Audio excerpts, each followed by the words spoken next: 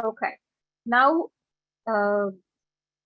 okay, the lecture is being recorded علشان لو أي حد لأي سبب معرفش يدخل يقدر إن هو يسمع المحاضرة. الريكوردينج إن شاء الله هبقى أرفعه على المنصة.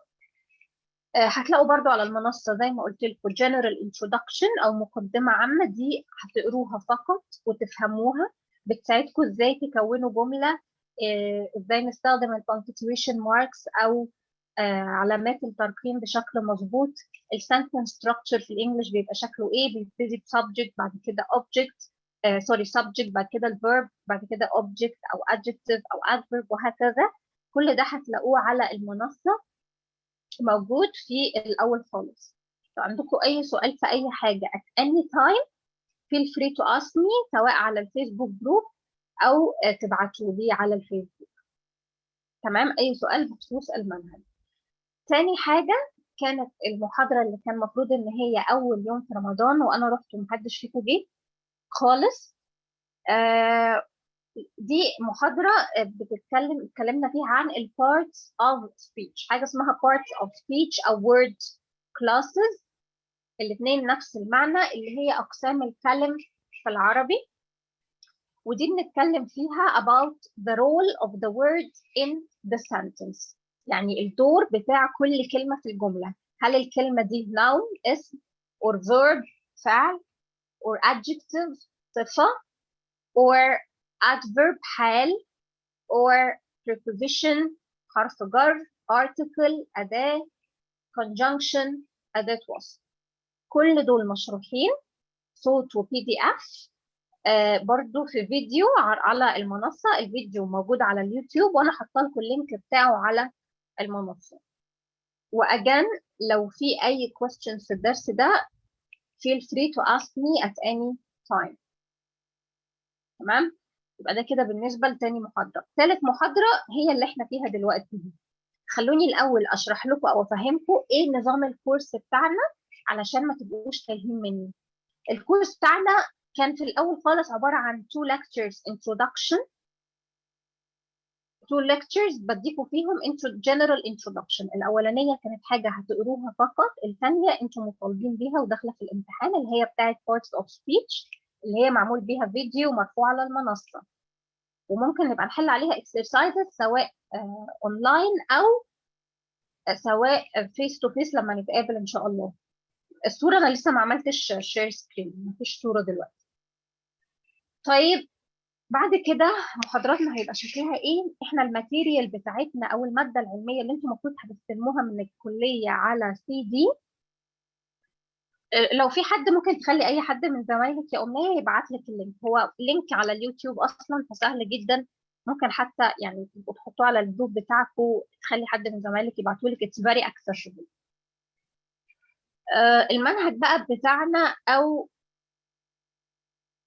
لا، انا منزله امبارح المحاضرات، يعني امبارح منزله اللينك بتاع اخر واحده وقبلها كنت منزله اول واحده. تمام، ادخلوا تاني ولو في عندكم اي مشكله ابقوا ابعتوا. المنهج بتاعنا بقى عباره عن ايه؟ متقسم it's divided into two parts. divided into two parts يعني منقسم الى جزئين. الجزء الاولاني reading and comprehension، والجزء الثاني هو الجرامر. reading and comprehension يعني ايه؟ يعني هنتمرن مع بعض على القراءة، اوكي، ونقرا التكست ونفهمه. ما هو انا ما قلتش ان في حاجة غير المقدمة والمحاضرة الثانية، هو ده اللي انا بقوله.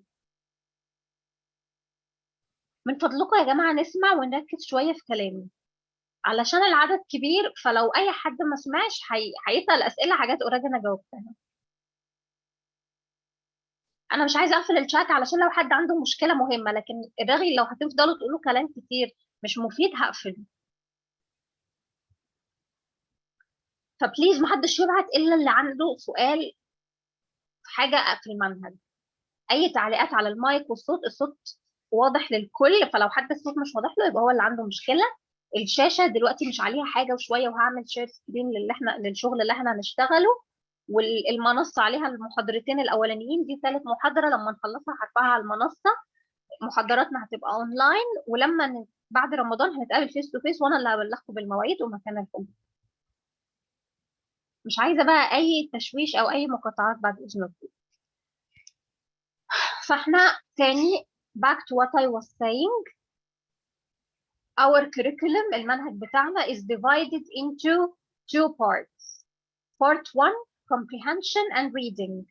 في الحالة دي هنلاقي الجزء الأول من الكتاب عبارة عن texts، يعني زي lessons كده متقسمة. They are very interesting. أنا اخترت لكم interesting topics علشان تبقى حاجة مفيدة بالنسبة لنا وحاجة شيقة ما يبقاش ممل. من التوبكس دي هناخد شوية information وهنتعلم شوية vocabulary وشوية expressions أو structures، يعني تركيبات أو تعبيرات. لحظة.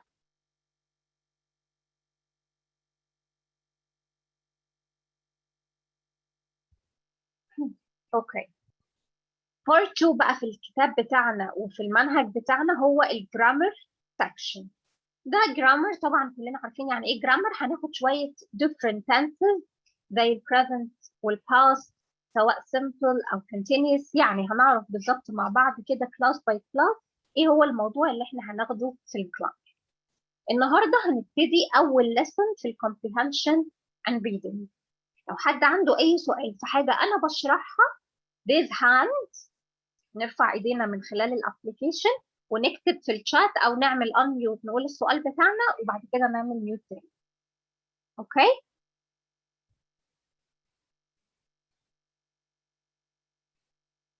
انا هعمل دلوقتي شير سكرين.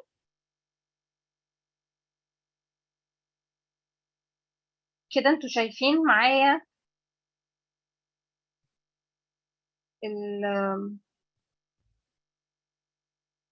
شايفين معايا البي دي اف كده مظبوط؟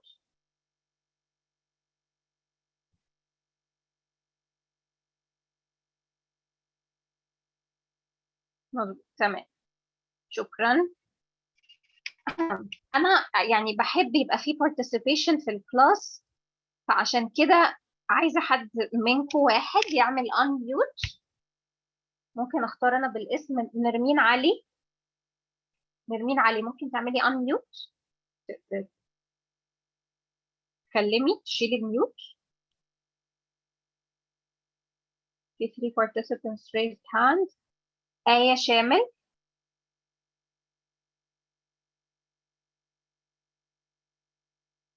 آية.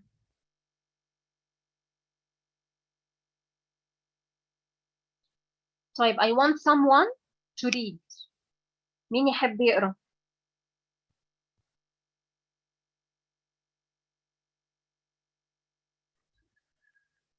عليا أو ميادة. أوكي ميادة اتفضلي شيلي الميوت وابتدي اقري.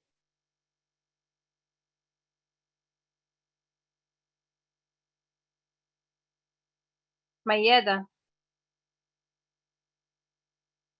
يا جماعة هو انتوا أول مرة تتعاملوا مع زوم؟ يعني انتوا المفروض شباب تبقوا عارفين الحاجات دي ايه أحسن من الدكاترة.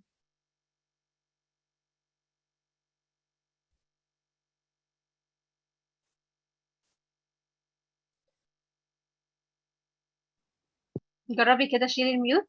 I have been. خلاص يتشال.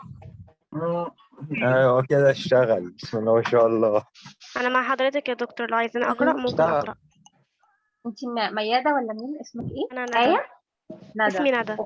اوكي يا تمام. ندى طيب انا اتفضلي. لسه داخله اللايف دوت ومش عارفه انتوا قلتوا ايه. طيب الأول يعني خالص اقرا طيب.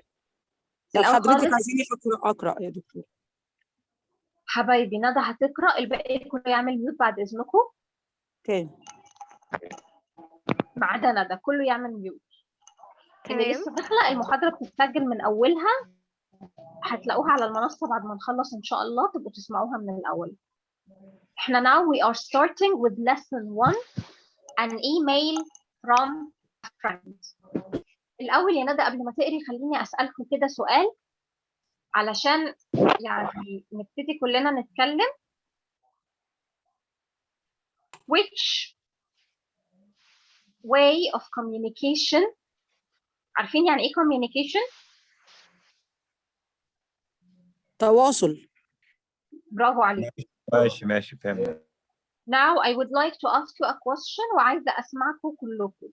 Which way of communication or means of communication يعني وسائل التواصل. هو ال question برضو قدامكم.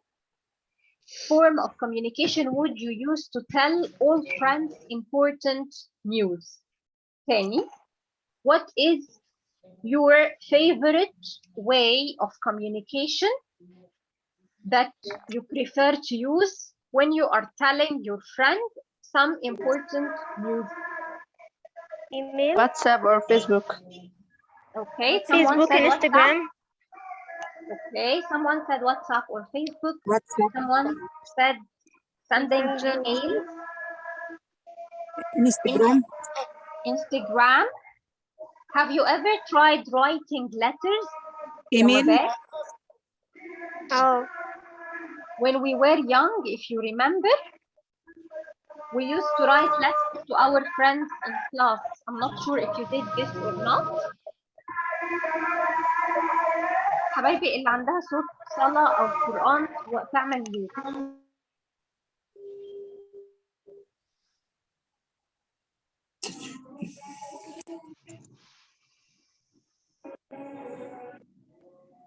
يا الله.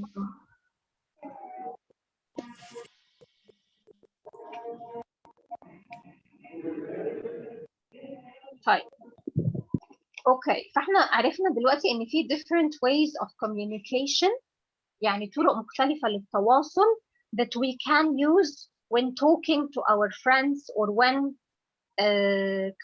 delivering some news to them. Let's read بقى. ندى انت لسه معايا؟ مع حضرتك. اوكي يا حبيبتي. Lesson 1 it's entitled يعني بعنوان an email from a friend. It's basically or mainly about a girl called Kate, بنت اسمها Kate, and she is sending an email to her best friend telling her about some important news. رؤى ما تكتبيش على التكست. This is very irritating.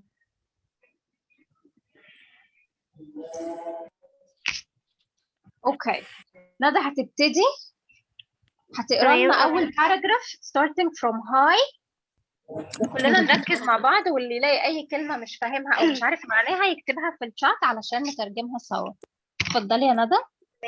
Hi, I have been meaning to write for eggs, and finally today I'm actually doing something about it. Not that I'm trying to make excuse for myself. It's been really hard to sit down and write, as I have been moving around so much. Since we last saw each other, I have unpacked my page in four different cities. This job has turned out to more of a الكلمة دي إيه؟ whirlwind than I expected, but it's all good. Okay, أنا مش thank you شايفة so much. لا, this is You're enough. welcome. Thank you so much. Thank you Nada. Your reading is excellent. You're welcome. Thanks.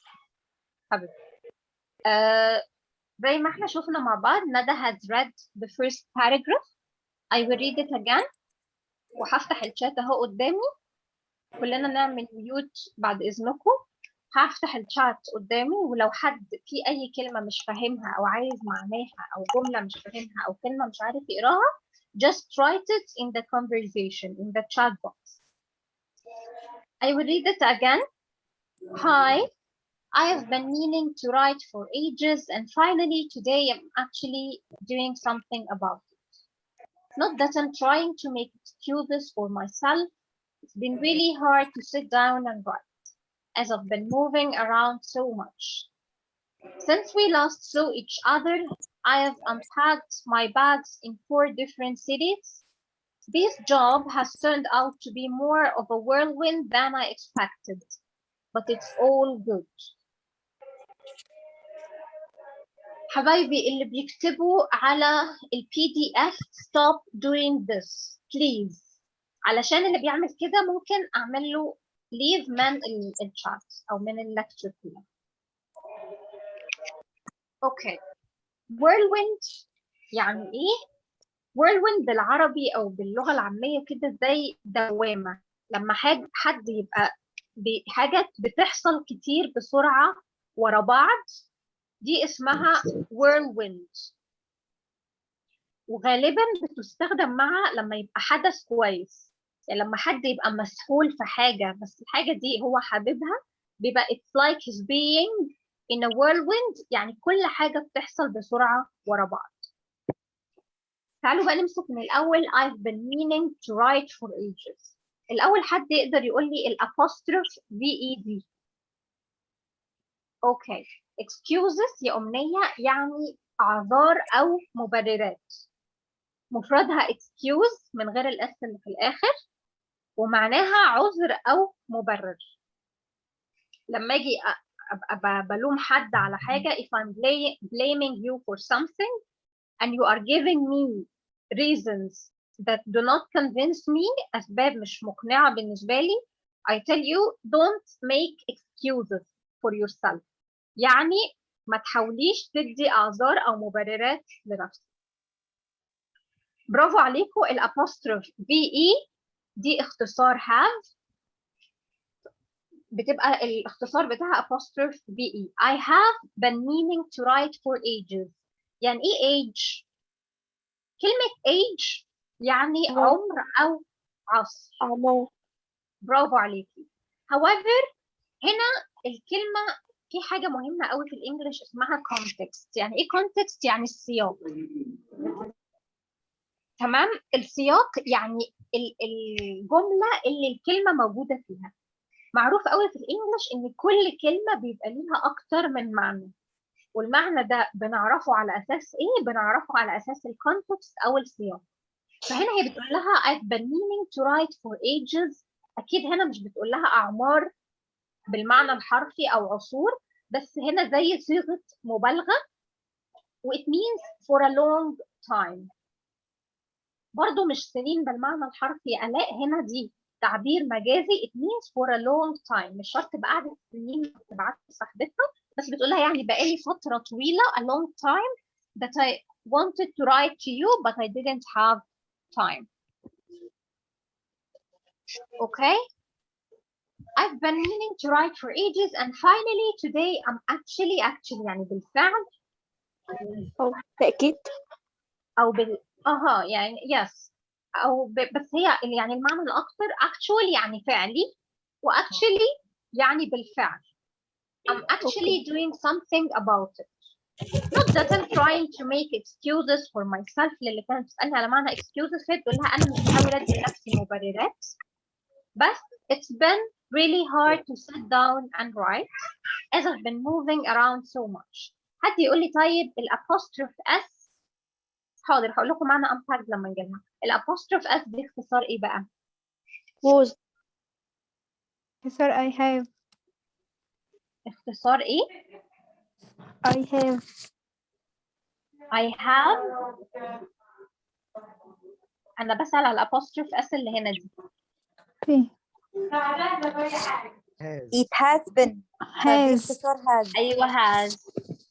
برافو عليكي. لحظة كده.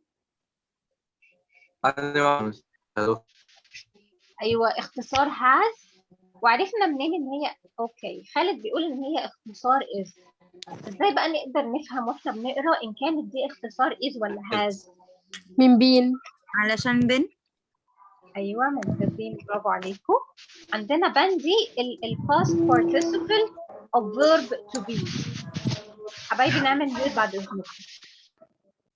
اللي هيجاوب بس ممكن يعمل unmute، وانس إنك تجاوب اقفل المايك تاني.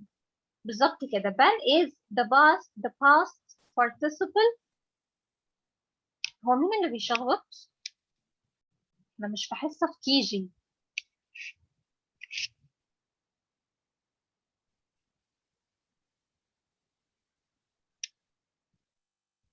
اوكي. been is the past participle tense of verb to be اللي هو التصريف الثالث، فعشان كده عرفنا ان لازم يبقى فيه قبلها have or has or had.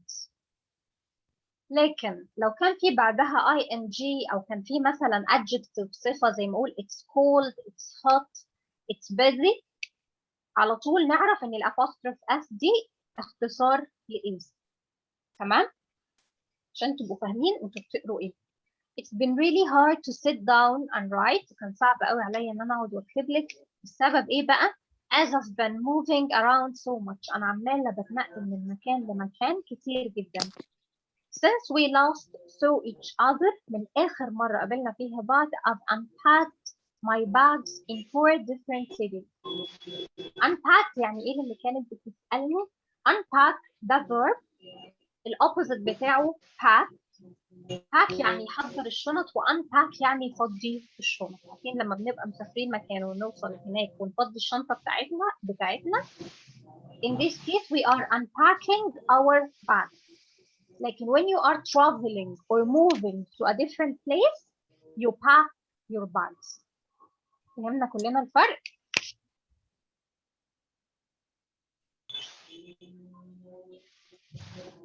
تمام؟ لحظة واحدة كده.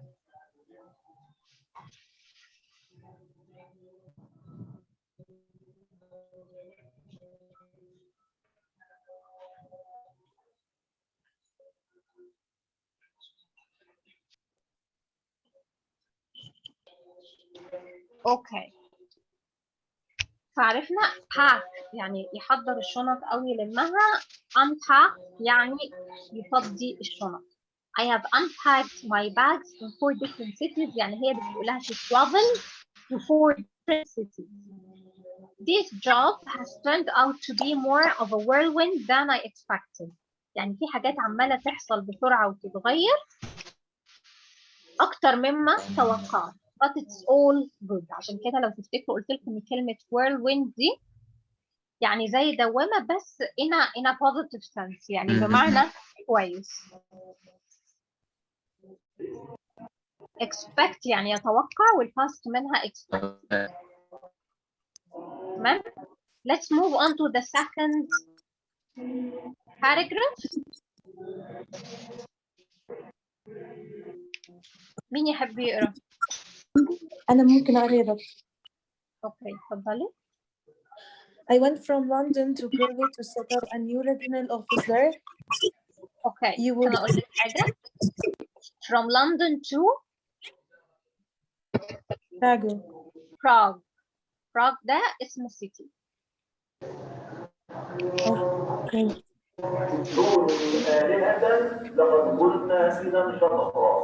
اعمل ميوت. ألو. جميل قوي والله بجد.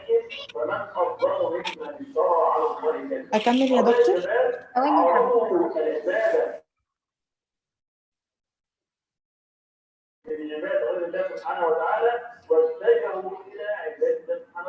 مين بقى اللي بتتكلم؟ اللي كانت بتقرا؟ جنب منه صوت. اسمك ايه؟ أنا ايوه مين انت اسمك ايه؟ اسمي روضة. اوكي يا روضة كملي. كله يعمل ميوت ما عدا روضة بعد اذنكم. ألو. You know I had always wanted to go, but maybe I was imagining Prague in spring when I used to talk about it. Winter was really hard with minus 15 degrees in the mornings and the dark really early in the. ممكن تكملي يا دكتور الباراجراف؟ ثواني هنزل لك. In the evening, but at least it was blue skies and white snow, and on days of gray skies and rain. Like at home, it's tough being away from home over Christmas. And sky being on Christmas Day wasn't really the same as being with everyone. Thanks.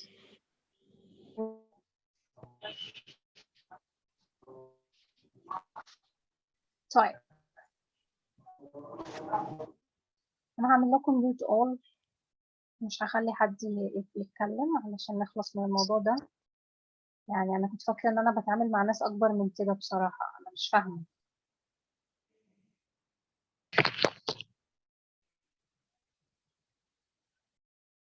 يعني انا فعلا والله درست اقسام كتير ما شفتش بصراحه اللي بيحصل ده، عشان ده تهريج. مين اللي عمال يشخبط على السكرين؟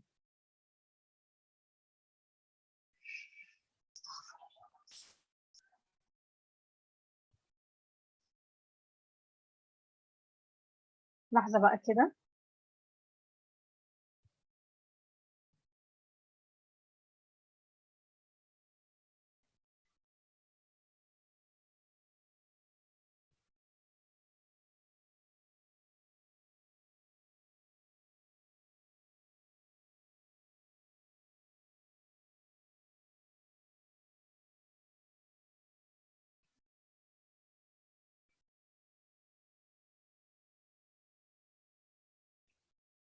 Okay. I went from London to Prague. Prague دي it's a name of a city. تمام؟ دي the capital of Czech. اسم يعني مدينة. To set up a new regional office there. حد يعرف يعني ايه set up؟ set up يعني يؤسس. فهي هنا in the first paragraph, Kate is writing to her friend, apologizing for not sending her anything for so long. بتعتذر لها ان هي بقالها كتير، او explain why she didn't send her an email or send her anything about her news for so long. Okay? She told her the reason for it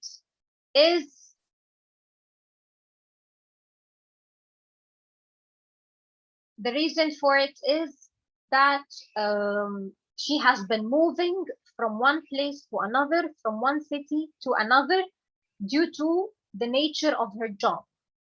يعني بالعربي للي ما فهمش، هنا it's about an email. ده ايميل كيت بعتاه لهر best friend، بتقول لها ان هي بقالها كتير مش عارفه تبعت لها her news بسبب الشغل وبسبب انها بتتنقل من مكان للتاني.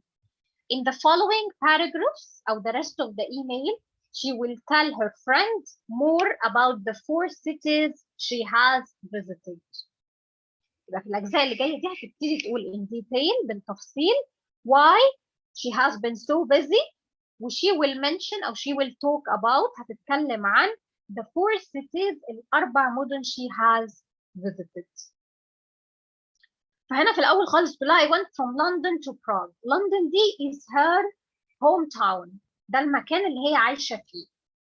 The first place she traveled to is Prague. Why did she go to Prague? To set up a new regional office there. What is the meaning of regional? برافو يا نور، معناها إقليمية، وهنا معناها يعني حاجة محلية أو إقليمية، بمعنى إن ده أوفيس مكتب موجود في براغ في المدينة دي نفسها وخاص بيها. جاية من كلمة region. region يعني منطقة أو إقليم. regional دي الادجكتيف بتاعتها أو الصفة، ومعناها إقليمي أو محلي. فهم هيعملوا فرع جديد للأوفيس في براغ. This is why Kate traveled from London to Prague to set up a new regional office there. You know, I'd always wanted to go. مين هيقول لي الابوستروف دي اختصار لإيه؟ would. حد عنده رأي تاني؟ في 2 قالوا would. Very good يا إسراء. Very good يا إسراء. Very good يا نسمة and سامية and نور. هي اختصار أنهبة دي اختصار لهاد مش would. طيب ازاي نعرف بقى؟ الابوستروف دي احيانا بتيجي اختصار لهاد واحيانا بتيجي اختصار لwould. How can we tell whether it's had or would? ازاي نقدر نحدد؟ مين يقول لي؟ عشان always. طب ما انا ممكن اقول برافو عليك، وعلشان wanted. Very good. Wanted is the past participle tense. Very good all. من الverb want. وزي ما قلنا فوق لما بنلاقي past participle يبقى على طول في قبليه have أو had أو had. لكن would very good يا ندى excellent would دايما بيجي بعدها الانفينيتيف المصدر. you know I had always wanted to go. كنت هنا بتقول wanted to go دي بتعود على ايه؟ She wanted to go where? But maybe I was imagining Prague in spring when I used to talk about that. ها مين هيقول؟ هنا بتقول لها I had all you know I had always wanted to go. Very good ميادة and يمنى. She had always wanted or she had always wanted to go to Prague. But maybe I was imagining Prague in spring when I used to talk about that. يعني هي كان دايما نفسها تروح بس هي لما كانت بتتمنى تروح كانت بتتخيل ان هي هتروح في السبرينج. spring اللي هو one of the 4 seasons اللي هو ايه؟ فصل ايه؟ الربيع. ممتازة يا يمنى. However, winter was really hard. يبقى she wanted to go in spring but she actually went in which season? Again, she wanted or she imagined, very good Farah and Noha. She wanted to go in spring, but she basically or she actually went there in winter, and now she is describing to us بتوصف لنا the weather there in winter. الجو في الوينتر شكله عامل ازاي في Prague. Winter was really hard. تتكلم الجو في الشتاء هناك is very hard. ليه؟ With minus 15 degrees in the mornings and dark really early in the evening. يعني ايه minus 15 degrees؟ في اي عموما اللي يلاقي اي كلمه مش فاهمها يبعت يسالني.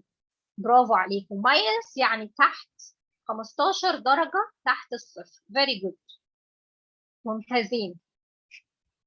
يعني انتوا بقيتوا جمال لما انا عملت لكم ميوت. very good. minus 15 degrees in the mornings يعني في النهار الجو بيبقى سالب 15 أو 15 تحت الصفر. and dark really early in the evening يعني الجو بالليل بيبقى يعني الدنيا بتضلم بدري قوي. مش مشكلة يا نسمة أنا بشوفكم كلكم واللي يهمني إن أنت تبقي عارفة الصح. حبيبتي. But at least it was blue skies and white snow and not days on end of gray skies and rain like at home. طيب اللي مركز معايا يقول لي like at home. Where is her homeland?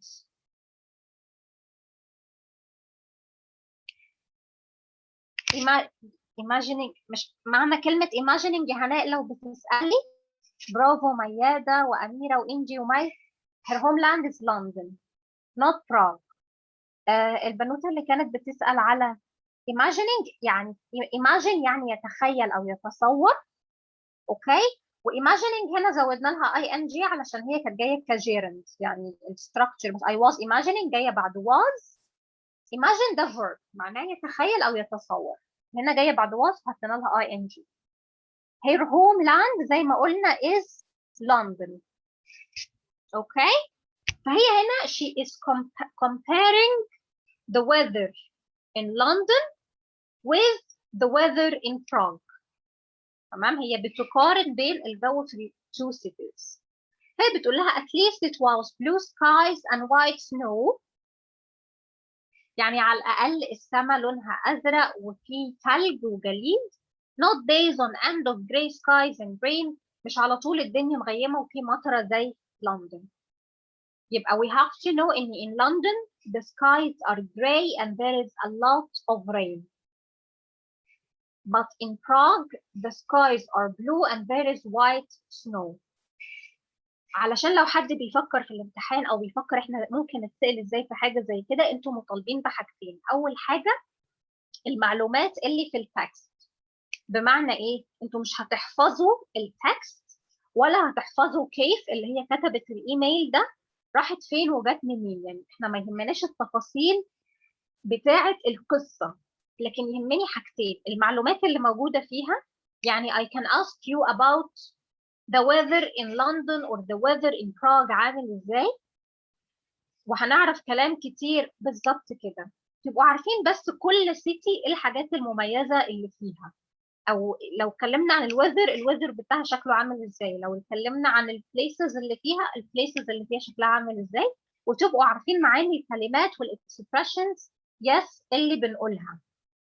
يعني اي كلمه قلنا معناها ممكن تجيلكم في سؤال في الامتحان، سواء true or false، صح وغلط، او multiple choices، اختيار من متعدد. هنتدرب على الاسئله مع الوقت، بس عشان برضو وانتوا بتقروا او وانتوا بتذاكروا تبقوا فاهمين ايه الحاجه اللي انتوا مطالبين بيها. مين بقى شاطر يقول لي يعني ايه days on end of gray skies and rain؟ days on end دي expression كده على بعضها، يعني ما تحاولوش تترجموها. لا، ايوه، في حد زوم يوزر. بصوا، عايزه اطلب منكم طلب بعد كده لما نيجي نجوين، المفروض ان انتوا بيجي لكم اوبشن انكم تكتبوا اساميكم. انا مش عايزه اقول لكم مش عايزه اقول لكم دلوقتي تغيروا الاسامي، علشان طبعا الشات هينفجر من الاسئله، بس عموما بعد كده نحاول ندخل باسامينا عشان ابقى عارفه مين اللي بيجاوب. اللي بيقول نهايه اليوم دي تعتبر ترجمه حرفيه، ومش هو ده معنى الاكسبريشن. معناها زي ما كتير قالوا، برافو مروه وشروق ونسمه ومي، معناها ايام متتاليه، يعني كذا يوم ورا بعض. يعني دايما في لندن most of the time there are gray skies and rain days in a row. excellent يا فرح، يعني ايام ورا بعض. It's tough being away from home over Christmas. What is the meaning of tough? Excellent محمد وزوم user، مش عارفة ده مين. What's your name zoom user؟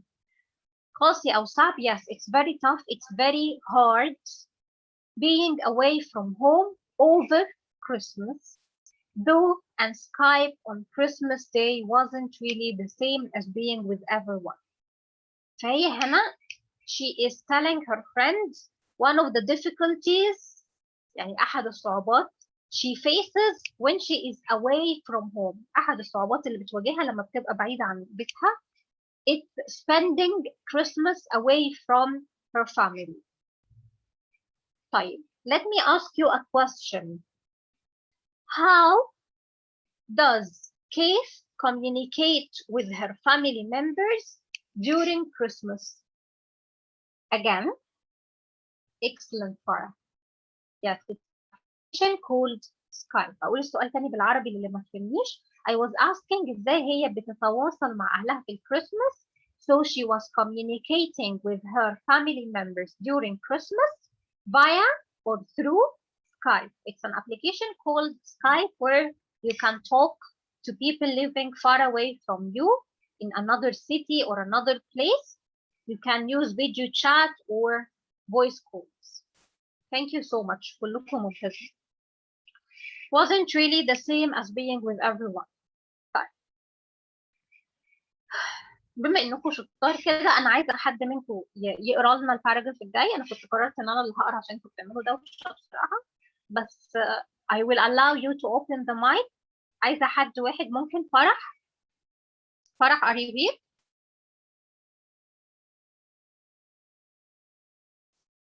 فرح. Okay. I will unmute you.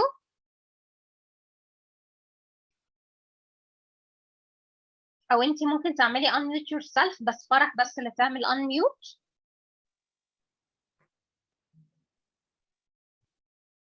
جربي دلوقتي.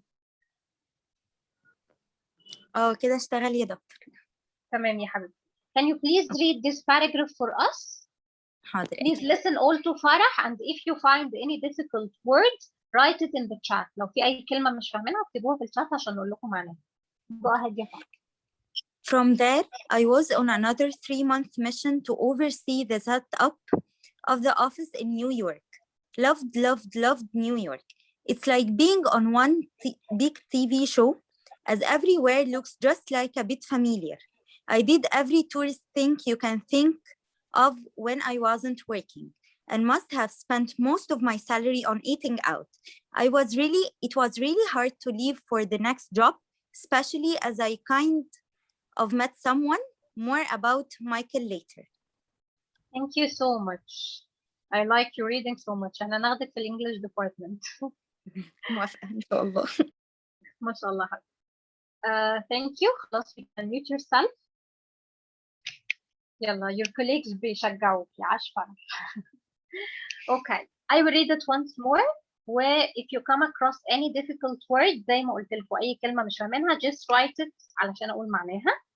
From there, I was on another 3-month mission to oversee the setup of the office in New York. Love New York. Familiar يعني مألوف. Okay? It's like being in one big TV show as everywhere looks just a little bit familiar. Familiar يعني مألوف. معروف برضه صح بس يعني مألوف أكتر. Okay. Oversee يا إسراء يعني يشرف على أو بتيجي بمعنى يراقب بس هي هنا معناها يشرف على. very good محمد فتحي. excellent. I did every tourist thing you can think of when I wasn't working and must have spent most of my salary on eating out. It was really hard to leave for the next job, especially as I kind of met someone. More about Michael later. يعني إيه بقى؟ الأول خالص خليني أسألكوا سؤال. From there دي اللي هي بتعود على ايه؟ What does the word there refer to? Let me make the question easier. What is the city there refers to? Excellent يا فرح. Prague. No. احنا هي خلاص she moved from London to Prague. Okay? from there يعني from Prague she went to another city. هي هتفضل تقول لنا from كذا I went to كذا from كذا I went to كذا. At first she was in London, her homeland. Then she moved to Prague to set up a regional office. The next destination يعني المقر أو المكان الثاني اللي هي نزلت فيه اللي هو from there, from Prague. I was on another 3-month mission to oversee the setup of the office in New York. She went to Prague. برافو Galaxy مش عارفة اسم اليوزر ايه بس mission يعني مهمة. very good يا أماني. طيب عايزة أسألكوا بقى سؤال. مين هيقول لي شاطر 3-month mission why didn't we add S at the end of the word month even though 3 لو كان في A كنا هنكتب S. لو كان في A letter A حرف ال A letter A. بس احنا ازاي هنقول A3 يعني this is not كنا هنكتبها في الآخر عند once. لا طب فكري تاني. هيبقى علشان مهمة مفرد ليست جمع. طيب لو أنا خليتها جمع السؤال تاني يا سلمى.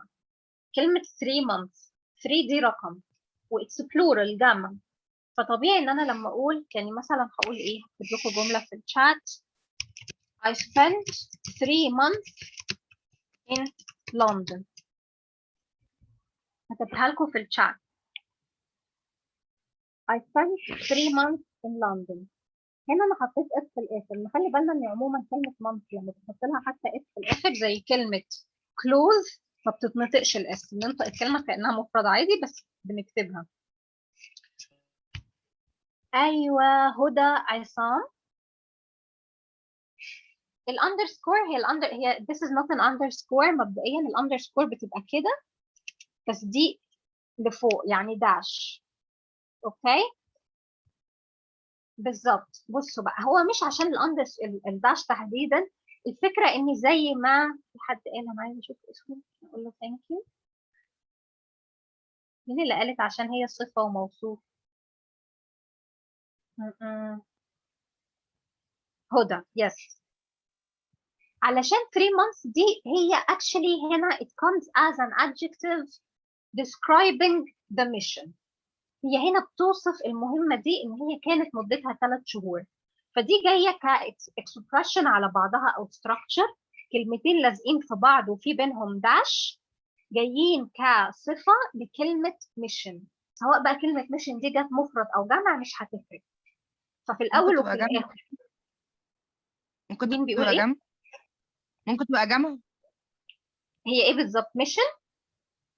اه يعني لو الكلمة دي ممكن تيجي مفرد او جمع، مش هي ده اللي بيخلي كلمة month ما فيهاش اس في الاخر. خلي بالنا اولا تمام. دي داش مش اندرسكور. الفكرة هنا كلها في 3 months مش في ميشن. يعني مش ميشن هي اللي بتحدد، اللي بيحدد ان 3 months دي صفة، فما بنحطلهاش اس. هي هنا انا مش بقولها ك3 شهور، انا بقول مهمة مدتها 3 شهور. لما اقول انا قضيت 3 شهور في لندن، فانا كده بقول I spent 3 months in London عادي. لكن عايزه اوصف المده دي بان هي مدتها 3 شهور، هقول 3 months mission من غير ما يبقى اخرها اس. الاندرسكور بتبقى تحت ودي بتبقى في الايميلز، لكن هنا دي بتبقى فوق واسمها داش يعني شرطه. خليني اديلكم اكزامبل تاني هكتبه لكم في الشات. اقول مثلا يارا او هدى is a 19-year-old girl. معناها في الاخر يا منى مهمه. كلمه ميشن يعني مهمه، و3 months ميشن يعني مهمه مدتها 3 شهور. فعموما لما بنيجي نقول مثلا she's a 19-year-old girl، هنا عشان كلمه girl noun اسم، انا بوصفها ان هي 19-year-old، فما قلتش years. لكن لو شلت girl في الاخر هقول she is 19 years old زي ما انا كاتباها لكم في الشات. يبقى ليه she is 19 years old قلنا اس في اليرز؟ علشان هنا انا بقول هي عندها 19 سنة بس. هي جاية، لا اوكي سوري دي بتتبعت. لا اوكي خلاص هعدلها.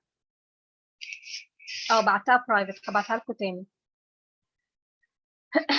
she is 19-year-old girl كده اتبعتت to everyone. لكن ممكن اقول she is 19 years old. الفرق هنا ان 19 years حطينا اس اخر كلمه years علشان هنا انا بقول يعني ده بيشير الى عدد السنين. لكن 19 year old girl يعني انا بوصفها ان هي بنت عندها 18 سنه، هي جايه كصفه، فبنحط بينهم داش وبيبقى تركيب على بعضه adjective للنون اللي بعدها. تمام؟ نفس الكلام هنا قلنا 3 months mission، لكن انا ممكن اقول I spent in London 3 months. هنا month اخرها اس عادي علشان انا ده عدد الشهور 3 شهور، فطبيعي ممكن اقول 1 month يعني شهر واحد او 3 months. هما نفس النطق بس طبعا الكتابه بتفرق. ده لما بتكلم عن مده بس، لكن لما ابقى بوصف noun بان هو استمر لمده معينه، ساعتها بنقول زي ما مكتوب قدامنا كده 3 months vacancy مثلا او vacation. 2 year مثلا. ما هي الحته دي يا علي كبيره فوق. نقفل المايك يا جماعه. for our class 10-minute break. واخدين بالنا كلنا من الاكزامبلز اللي انا بكتبها لكم؟ يبقى نميز لو في ناون والمده دي جايه قبله بتوصف الناون ده. حبايبي في الشات، اوكي لحظه كده. طيب اصبروا ثواني.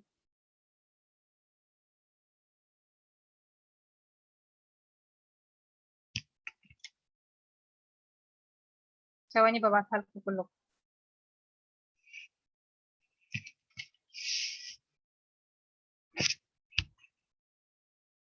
يبقى انا لما ببقى بوصف المده بس، يعني بأشير الى مده، بقول عادي 3 months 2 days 10 years، بحط في الاخر اس. لكن لما الفتره دي ببقى بوصف بيها noun ما بحطش اس، بقول 2 year vacation 10 minute break 5 year travel وهكذا. لما بنيجي نوصف noun بنقول الرقم بعدين داش أو شرطة بعدين المدة 2 year 5 months 3 hours وبعدها بنحط النون اللي هو اسم الحاجة اللي أنا بوصف المدة بتاعتها. لكن لو مفيش نون في الآخر وأنا بقول المدة فقط I was there for 10 years ساعتها أقدر أحط الاس عادي. كلنا فاهمين؟ في أي حد مش فاهم أو عنده سؤال؟ أوكي. طيب الحمد لله.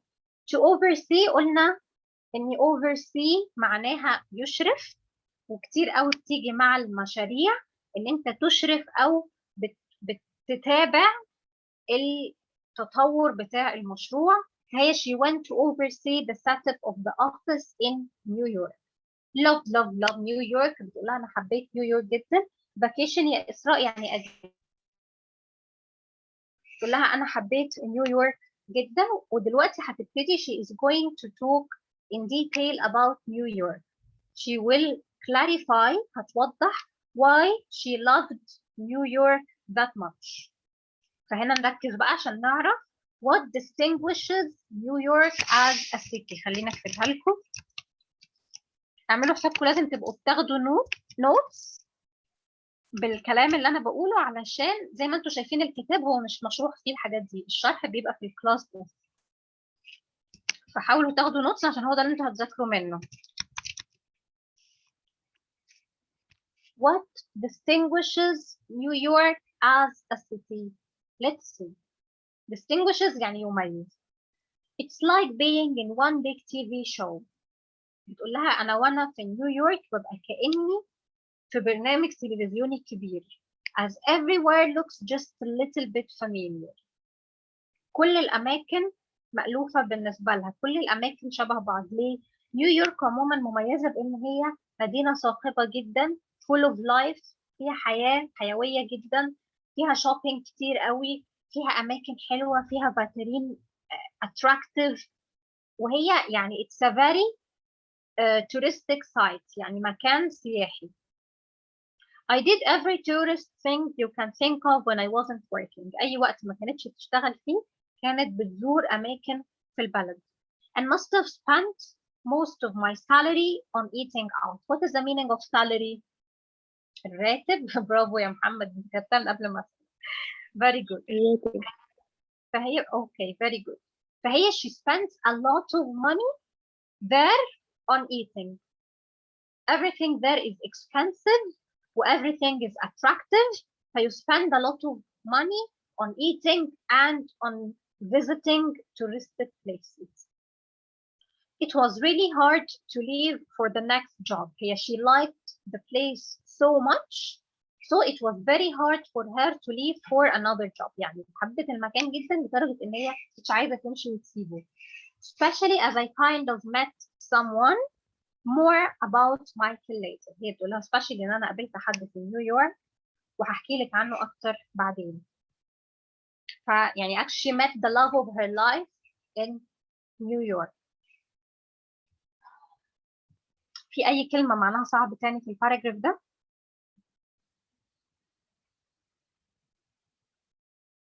Okay. Eating out يعني الأكل بره. صرفت أغلب الراتب بتاعه وهي بتاكل بره في الريستورانت وكده. تمام؟ خلاص عايزين نركز كل سيتي distinguished بإيه علشان هنعمل في الآخر تاسك مع بعض ونفتكر سوا كل سيتي كانت مميزة بإيه. ها مين يحب يقرا الباراجراف اللي بعده؟ انتوا طلعتوا شطار وما عملتوش دوشة آخر مرة. مين تحب تقرا أو يحب يقرا؟ نسمع.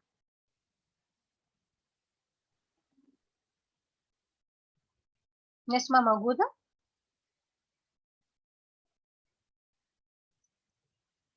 طيب حد تاني يحب يقرا؟ مفيش مشكلة خالص. طيب إيمان يعني أنت شايفة إن ده وقت سؤال زي ده؟ لو سؤال ملوش علاقة باللي أنا بقوله خليه في الآخر. especially إن أنا جاوبت السؤال ده من شوية وجاوبته في الأول. مين يحب يقرأ؟ اتفضل يا أحمد، اعمل unmute واقرأ.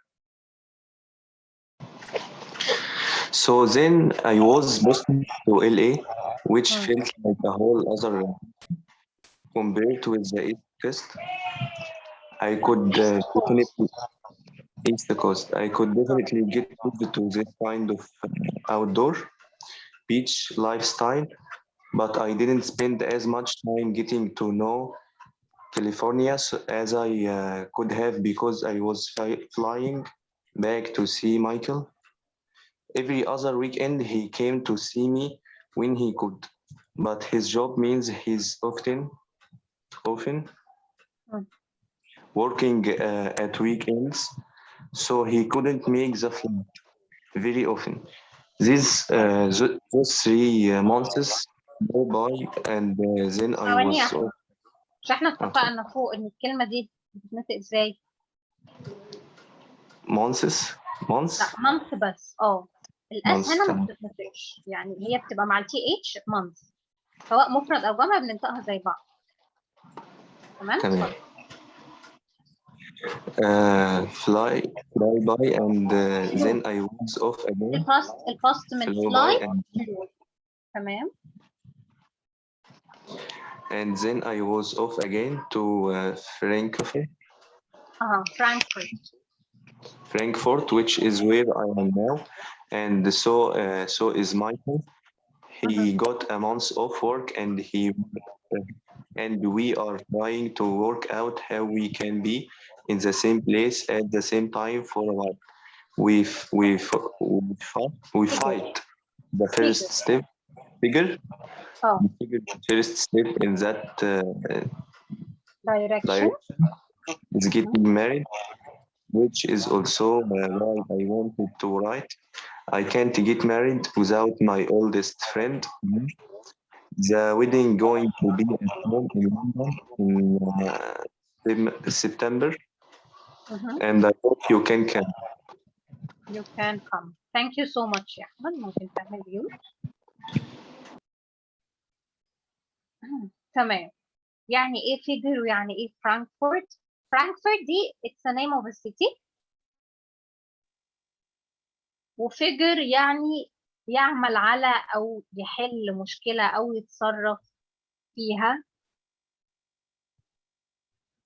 Thank you so much. Yes. So تعالوا نقراها، هقراها لكم مرة ثانية من الأول. So then I was posted to LA. Can anyone guess what LA stands for? برافو عليكم. Los Angeles. انتوا عرفتوا لوحدكم. Did you Google it? Very good يا فاطمة. Very good Amna and Shuru and Ahmed. So I was posted to LA. LA means or is an abbreviation يعني اختصار for Los Angeles, a city in California. Okay, فده اسم السيتي. دي ثالث city راحتها. The first one was, what is the name of the first city she visited? يلا نفتكر سوا. Let's remember. Let's refresh our minds. Prague. Excellent. Very good. So, what is the second one that felt like being in a big TV show? New York. لا يا ريهام New York الأول. Very good everyone. So what is the third one? Los Angeles. Thank you so much. So, can anybody tell me the meaning of posted? I was posted to LA. Yes, بس هنا يعني معناها ان هي اتبعتت في شغل. تمام؟ ف they sent her to Los Angeles to proceed or to do some work there. برافو يا فرح. Which felt like a whole other country compared with the East Coast. طبعا يعني ايه whole؟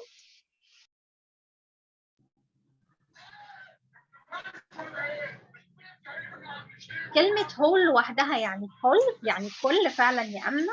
وهنا felt like a whole other country يعني جايه بمعنى completely أو تماما، مختلفه خالص. برافو يا فرح. اهو other country يعني مدينه مختلفه تماما compared with the east coast. يعني ايه compared with؟ compared الساحل الشرقي east coast يا محمد برافو، مقارنه به. compared جايه من الفعل compare، اكتبه لكم في الشات. compare يعني يقارن، compare يعني يقارن، وبيجي بعدها adjective بنقول compared with يعني مقارنة به. هي بتقارن لوس أنجلوس بالإيست كوست، بتقول إن هما they are completely different. برافو عليكم كلكم. I could definitely get used to that kind of outdoor beach lifestyle. Definitely يعني بالتأكيد، و get used to يعني يتعود على. That kind of outdoor beach lifestyle هي بتوصف اللايف ستايل في لوس أنجلوس بإن هو outdoor beach lifestyle. يعني إيه؟ يعني الناس أغلب الوقت بره في الشارع، الناس أغلب الوقت بتخرج، الناس أغلب الوقت are sitting at the beach، قاعدين على الشواطئ. This is the kind of lifestyle of Los Angeles. Okay؟ لا مش compare plus adjective يا شو، احنا قلنا ان هي بتيجي كadjective، يعني هي نفسها بتقول مقارنة بكذا، فاسمها compared with. with هنا preposition مش adjective. تمام؟ But I didn't spend as much time getting to know California. زي ما قلت لكم هي اساسا لوس انجلوس is a city in California، فهي بتتكلم عن كاليفورنيا عموما، بتقول لها ان هي ما كانش عندها وقت كبير تقضيه في كاليفورنيا as I could have because I was flying back to see Michael every other weekend. طيب تعالوا بقى اسالكم سؤال اشوفكم مركزين ولا لا. Can you remember where she met Michael? Was in which city? Can you guess؟ تخمنوا لو مش فاكرين. نيويورك. برافو ندى. ندى وأحمد okay, very good. New York. She met him in New York. London is her homeland. She didn't meet Michael there. She went to Prague, then she moved to New York. She liked it so much. It's a very attractive city, and there she met Michael.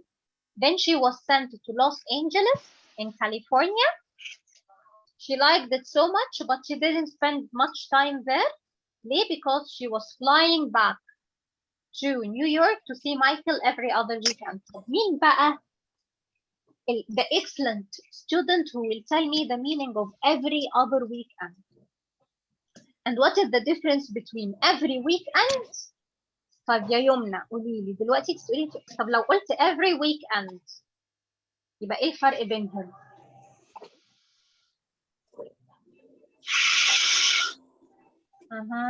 لا برضو يا فرح. كل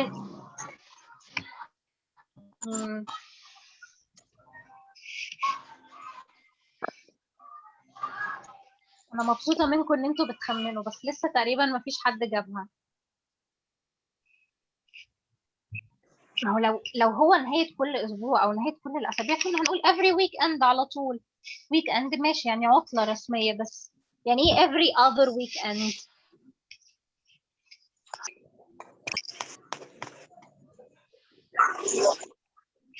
اقولها تاني، يعني ايه every other weekend؟ معمول عليها ايه؟ كل سنة؟ لا weekend يعني نهاية الأسبوع فعلا، بس every weekend يعني نهاية كل أسبوع، لكن every other weekend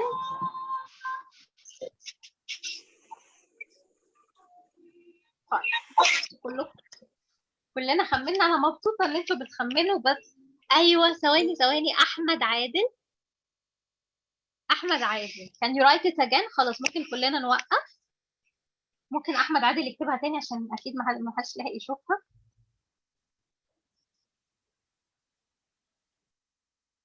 أحمد أسبوع أسبوع لا. برافو عليك. every other weekend. Thank you so much أحمد, very good. every other weekend يعني أسبوع أسبوع لا. every other month يعني شهر شهر لا. every other day يعني يوم ويوم لا. لكن every weekend بس معناها كل أسبوع. أنا عاجبني روح التحفيز اللي بينكم دي. تمام. this is every other weekend. He came to see me when he could. هو كان بيجي يقابلني لما كان بيقدر, but his job means he's often working at weekends. والبريتش بيقولوها often بس ما علينا. working at weekends هو على طول بيشتغل في weekends, ف he cannot go to her, so she goes to him every other weekend يعني weekend weekend. So he couldn't make the flight very often. Those 3 months لو ناخد بالنا هنا عشان month هي بتتكلم عنها كمدة مش بتوصف حاجة معينة وجاي بعدها verb مش noun, فحطينا s عادي في الآخر. Those 3 months, لكن لو كنا هنقول 3 months holiday مثلا كنا هنشيل الاس وهنحط dash between 3 and month. Those 3 months flew by حرفيا يعني كانوا بيطيروا, ومجازا يعني بيعدوا بسرعة. اكتب ايه؟ 3 months holiday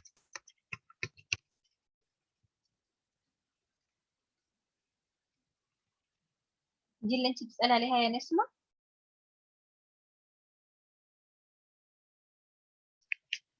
يا فرح, flew by يعني عدوا بسرعة جدا. نسمة بتسألي قلت لك اكتبها 3 months holiday اللي قصدك عليها ولا حاجة ثانية؟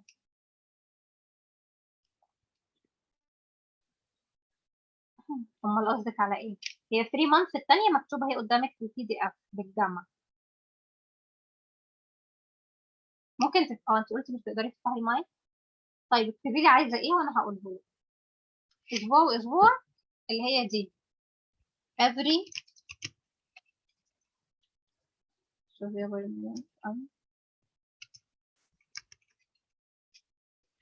كتبتها لك في الشات وكانت قدامك في PDF every other weekend. وممكن بقى weekend دي نغيرها نحط اي حاجة, يعني ممكن نقول every other month يعني شهر وشهر لا. every other year سنة وسنة لا. تمام. Then I was off again يعني she traveled again to Frankfurt. كان في حد بيسألني على فرانكفورت. العفو هاتي, قلنا ان دي اسم the fourth city she visited, which is where I am now, and so is Michael. He got a month of work يعني خد شهر أجازة, and we're trying to work out how we can be in the same place at the same time for a while. Yes. دلوقتي بالظبط هي بتقول لها now I'm in Frankfurt and so is Michael يعني وأيضا Michael is in Frankfurt. Yes يا محمد. How did he go to Frankfurt whereas he works at New York? He took a month off. أخذ شهر أجازة.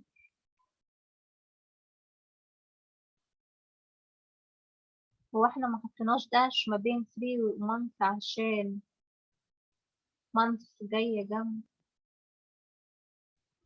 بصي يا شروق خليني اشرحها لك تاني. ثواني بقى عشان شروق بتسأل في 3 months, خلوني اوضحها لها. بصي هاتي 3 رقم جمع, فطبيعي لما يجي بعديه مدة زمنية زي month أو year أو week أو day هيتحط آخره اس. لكن الحاجة المختلفة اللي احنا بنقولها النهاردة إن لو المدة دي جه بعدها noun هي بتوصفه, يعني جه بعدها اسم وهي بتوصف المدة بتاعته, ساعتها بنشيل الاس اللي في آخر الفترة الزمنية. فبدل ما بنقول 3 year holiday يعني بدل ما في العادي نقول 3 years بنقول 3 year holiday.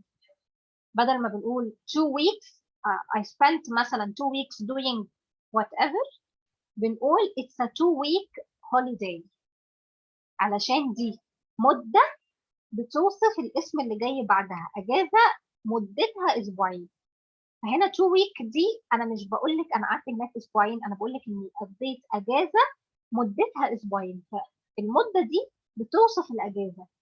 ففي الحالة دي بنشيل منها الاس وبنحطهم داش. طب لو جت مفرد عايزه اقول اجازه مدتها سنه برضو هقول 1، هكتبها لكم برضو في الشات. هقول 1 year holiday.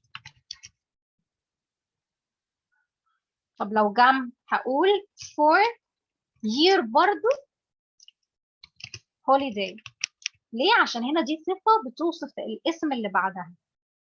لكن لو مفيش بعدها اسم وانا بقولها كمدة، عايز اقول لك I spent 4 years in Prague.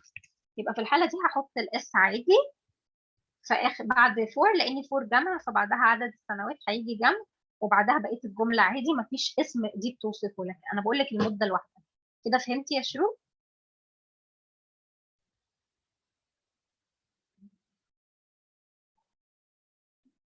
لا، فرانكفورت. هل فرانكفورت المدينة الثالثة؟ مين يجاوبها؟ شكرا لله. احنا قلنا نمبر 1 is Prague. Very good يا ميادة and شهد and آلاء. The first one is Prague. Second one is New York. انتوا مش لازم تحفظوا على فكرة الترتيب، بس يعني انا عشان بس تبقوا يعني مركزين معايا في اللي احنا بنقوله، وانتوا بتذاكروا مش هتحفظوا الترتيب بس هتعرفوا الفيتشرز المميزة لكل. Excellent يا فرح. Prague, New York, Los Angeles, and the first one is Frankfurt. Let's complete. We got a month of work and we're trying to work out how we can be in the same place at the same time.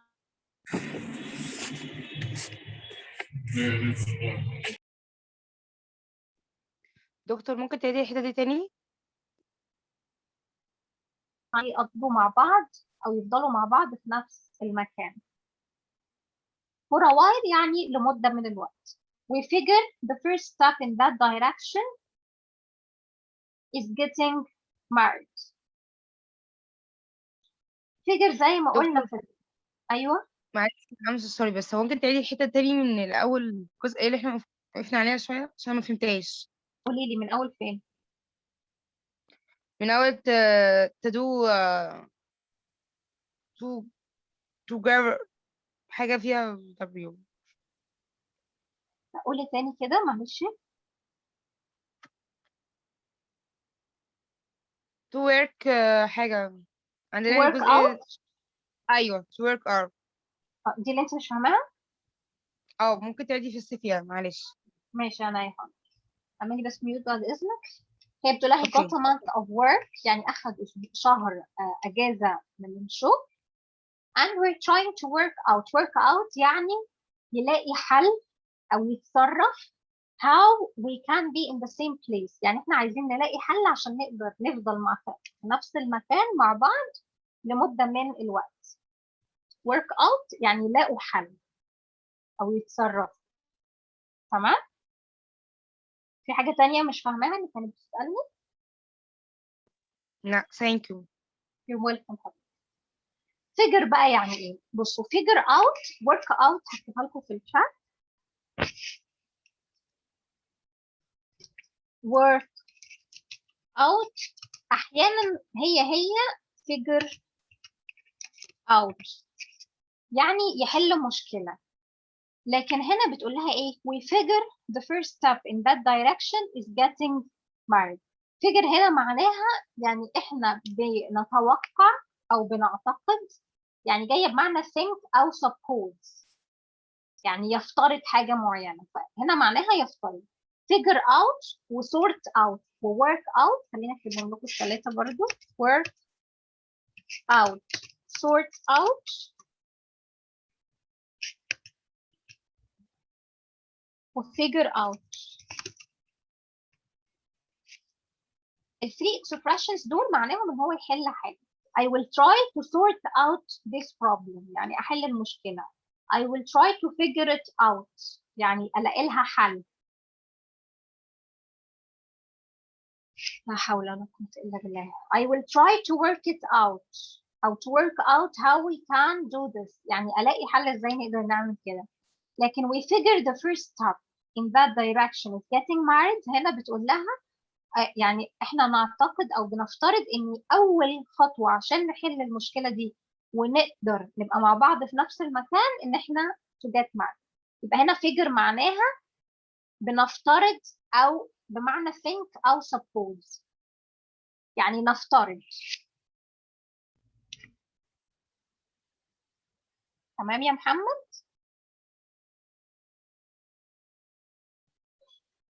هل هي لسه مش واضحة لأي حد أو حد عنده سؤال؟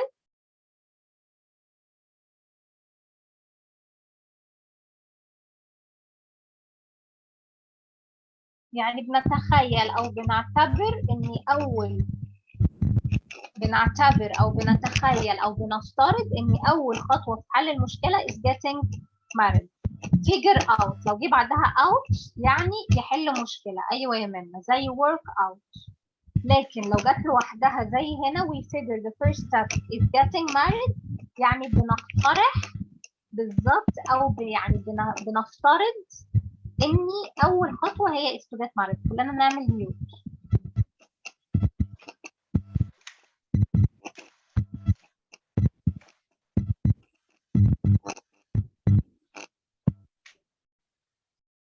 ماشي؟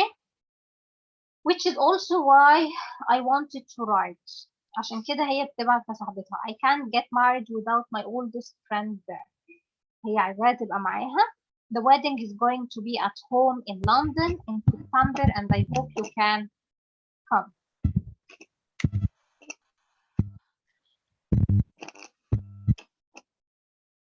تمام؟ Any questions so far؟ في أي سؤال في الجزئية دي كلها في الباراجراف ده كله؟ تمام. مين يحب يقرأ آخر سطرين؟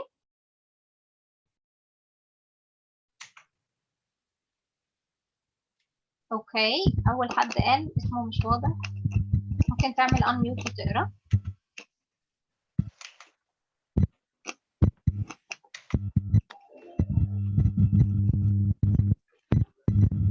اللي عنده صوت زن يقفل المايك.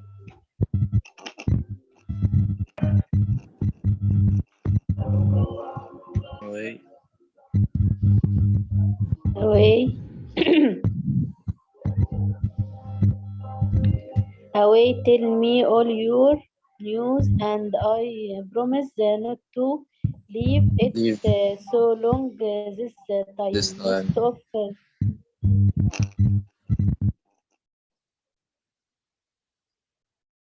Thank you. طبعا في صوت زن فخليني أقراها لكم تاني. Anyway, tell me all your news and I promise not to leave it so long this time. Lots of love, Kate.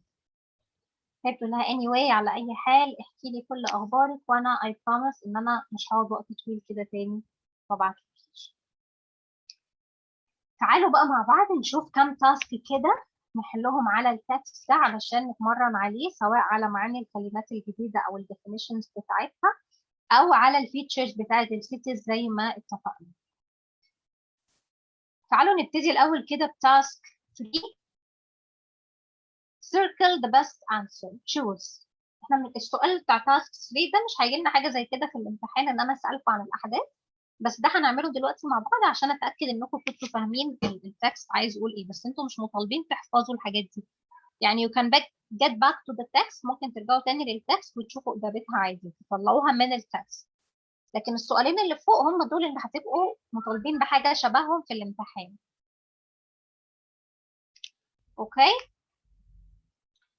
Recently, Kate has been making an effort to email people she knows, too busy to even think about writing emails, thinking about writing an email to her friend.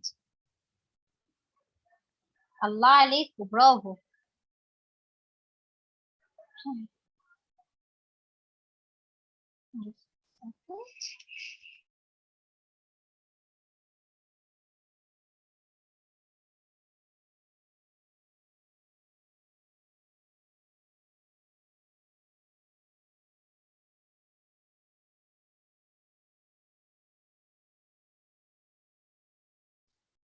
ممتازين كلكم.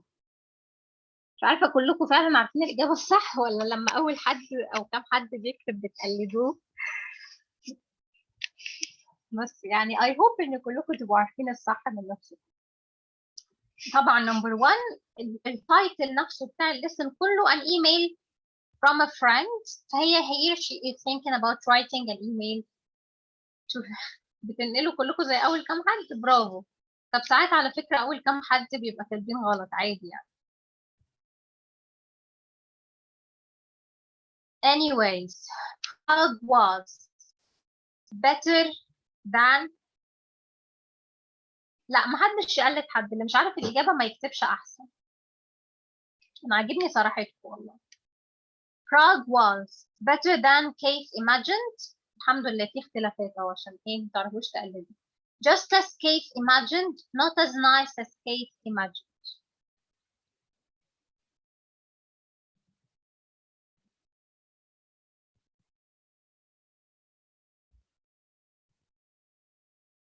ما شاء الله.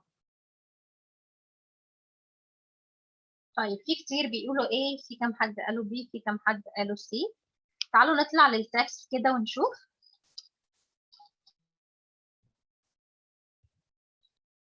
It was the second paragraph.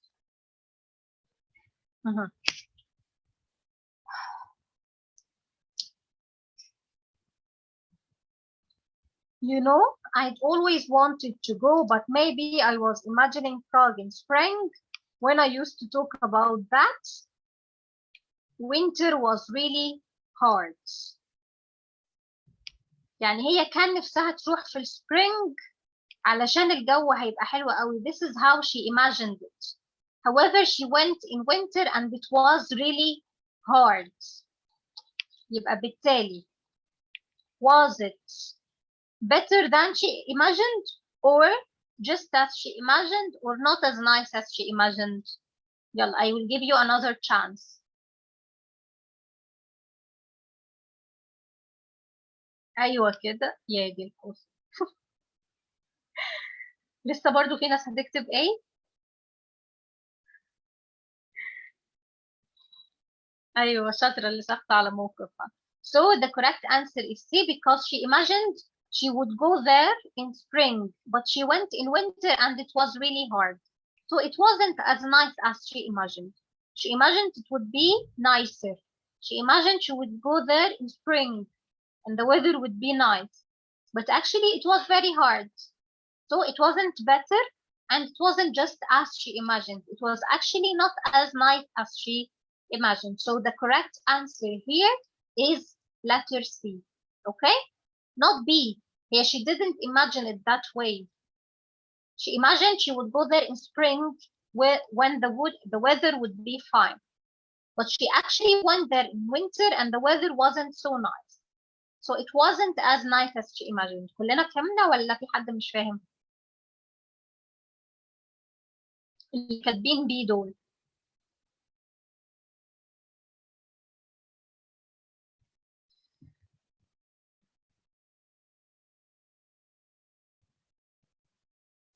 اوكي انتوا بتجاوبوا تالت واحدة. تمام. كيس خليني طب اخبي الرابع. Case says Christmas was exciting because she was in a new place, difficult because she missed her family, as good as usual thanks to technology.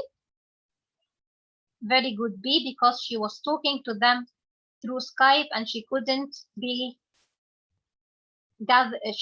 gather with them in person. In New York, she spent most of her money on tourist attractions, restaurants, or a TV. مش tourist attractions. So why do you choose restaurants? Eating out. مين اللي كاتبها؟ لازم اقول له thank you. لازم. عمالين تبعتوا مش بلحق اشوف الاسم. في حد قال eating out restaurants. فبرافو، بس انا مش عارفه اجيب النيم تاني عشان كله بيبقى. Very good. In restaurants because she said I spent most of my salary on eating out. طيب, how did Kate feel about Los Angeles? It's nice for a holiday but not to live. She would have enjoyed spending more time at the beach. She didn't really like the beach part of the Los Angeles lifestyle. خليني أجيب لكم السؤال أهو. How did she feel about Los Angeles?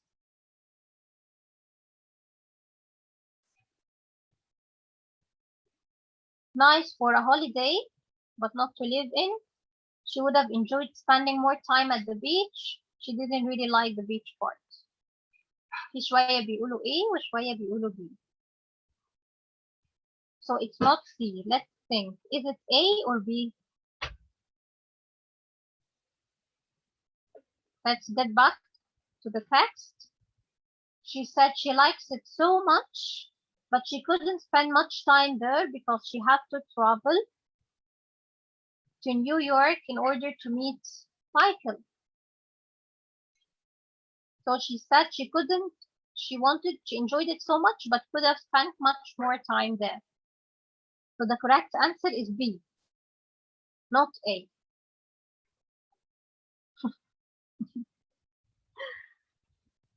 Okay? Let's move on to the last question in this task. Keith and Michael are thinking about how to spend more time together, working out where to hold the wedding, planning to get engaged. A or B?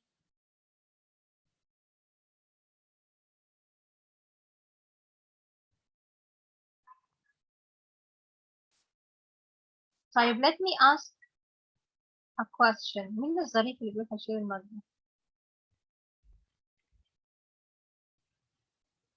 Anyway, where to hold the wedding?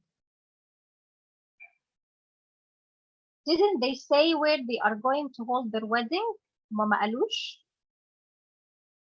Yes, they have decided. برافو فرح واللي جاوبت قبلها. They have decided. Yes, in London. Very good. So this is not the right answer. The right answer is letter A. Thinking about how to spend more time together. This is what they were working out. Very good. Let's move on to another task. It has to do with the meaning of words and definitions. Match the definitions from A to H with the vocabulary from 1 to 8. To oversee, to be posted, kind of, a whirlwind, to figure, to be off to, days on end and every other. هنبص على ال definitions والأسهل نوصل ال definitions بالأرقام. Something that is fast, exciting, and unpredictable. What is the meaning of unpredictable?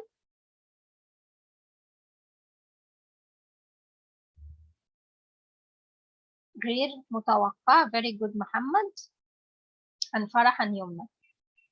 Something that is fast, exciting, and unpredictable. Several days continuously. طب الأول something that is fast, exciting, and unpredictable. تفتكروا هي إيه من دول؟ Oversee or to be posted, kind of, a whirlwind, to figure, to be off to which number? Exactly, very good. It's number 4. Excellent. Type B, several days continuously. Oversee, to be posted, kind of, to figure, to be off to, days on end, or every other.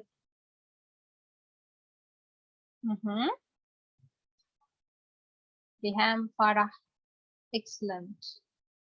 It's number 7. Days on end. قلنا إن هي معناها several days continuously. يعني لأيام متتالية كذا يوم ورا بعض. As Farah said, days in a row. يعني كذا يوم ورا بعض. Several يعني متعدد. Days أيام continuously يعني باستمرار. طيب, to regularly check the progress of a project. Excellent. To oversee يعني يشرف على التطور regularly يعني بانتظام. The progress يعني التقدم of a project يعني بتاع المشروع. تطور المشروع قد إيه. In some way, sort of.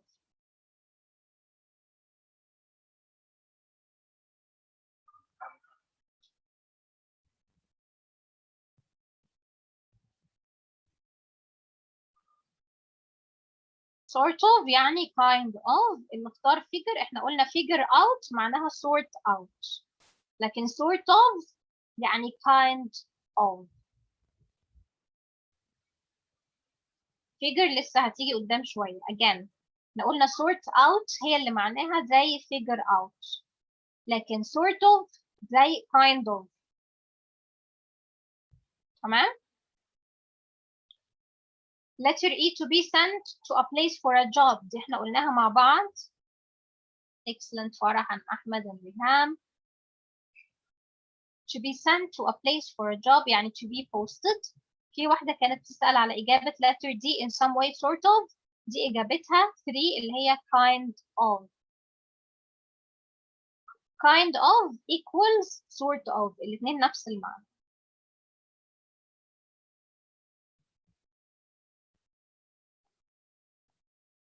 خلاص العفو يا إسراء.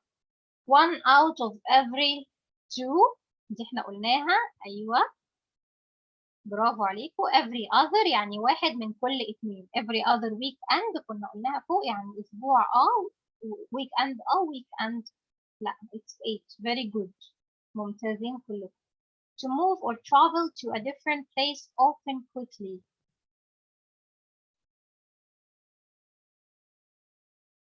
G مع 6. very good يا أحمد وفرح الأميرة الناس مشروق مونيكا شمس برافو عليكم.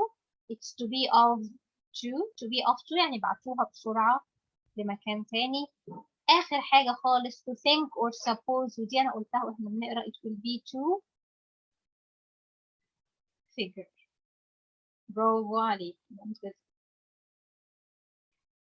let's move on to our last task for today. آخر task النهاردة cities descriptions اللي هي الفيتشرز اللي احنا اتكلمنا عنها. match the descriptions from A to E with the cities from 1 to 5. New York, London, Frankfurt, Prague, and LA for Los Angeles. Where she will get married. Where will she get married?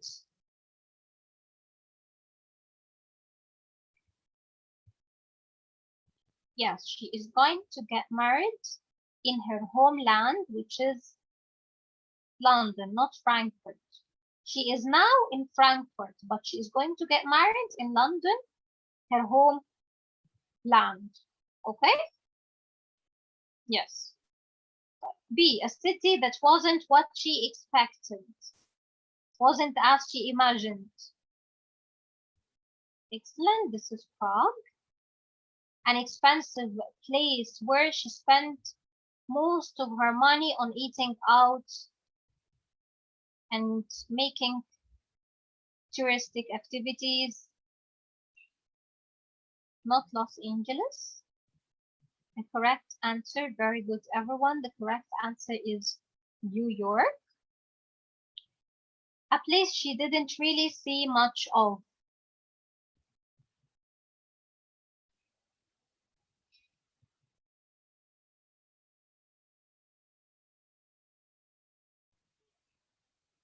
في إجابات مختلفة.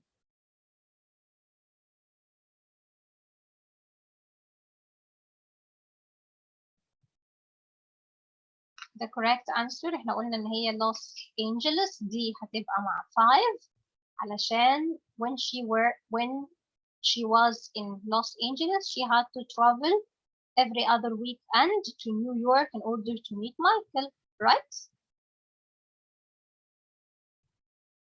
The most recent city, recent يعني الأخير city she has lived in. very good يا فرح. It's Frankfurt. Okay. So, do you have any questions regarding today's lesson? حد عنده أي سؤال بخصوص درس النهاردة؟ الله يسلمك. Any question?